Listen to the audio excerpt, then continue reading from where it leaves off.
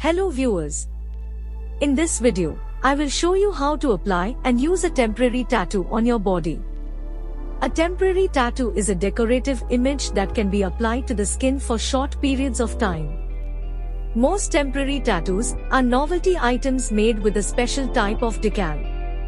A process known as screen printing is used to create the tattoo image on paper coated with a transfer film.